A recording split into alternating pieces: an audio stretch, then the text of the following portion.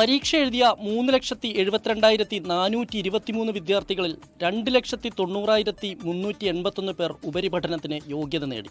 77.97 ഇത്തവണ വിജയശതമാനം. 1,67,475 പെൺകുട്ടികളും 1,22,906 ആൺകുട്ടികളുമാണ് ഉപരിപഠനത്തിന് യോഗ്യത നേടിയത്. 30,561 വിദ്യാർത്ഥികൾക്ക് എല്ലാ വിഷയങ്ങൾക്കും എ ഗ്രേഡ് ലഭിച്ചു. 76 സ്കൂളുകൾക്ക് സമ്പൂർണ്ണ വിജയം. പരീക്ഷയിൽ വിജയം കൈവരിച്ച എല്ലാ വിദ്യാർത്ഥികൾക്കും അനുമോദനങ്ങൾ നേരുകയാണ്. ഫുൾ A+ കിട്ടിയവർ, 1200-ൽ 1200 നേടിയവർ ഒക്കെ ഉണ്ടാവും. ഉയർന്ന മാർക്ക് വാങ്ങിയവരുണ്ടാവും.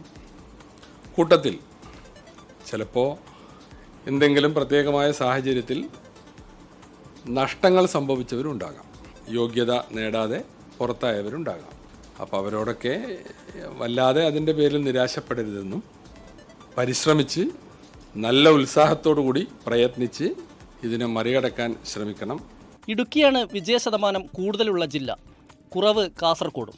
വൊക്കേഷണൽ ഹയർ സെക്കൻഡറി പരീക്ഷാഫലവും പ്രഖ്യാപിച്ചു. പരീക്ഷ എഴുതിയ 25,259 വിദ്യാർത്ഥികളിൽ 18,311 പേർ ഉപരിപഠനത്തിന് യോഗ്യത നേടി.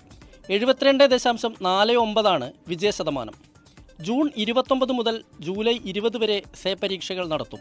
ഈ മാസം 30-നകം പാഠപുസ്തകങ്ങളുടെ വിതരണം പൂർത്തിയാകുമെന്നും വിദ്യാഭ്യാസ മന്ത്രി N. ഷംസുദ്ദീൻ അറിയിച്ചു. 24 തിരുവനന്തപുരം.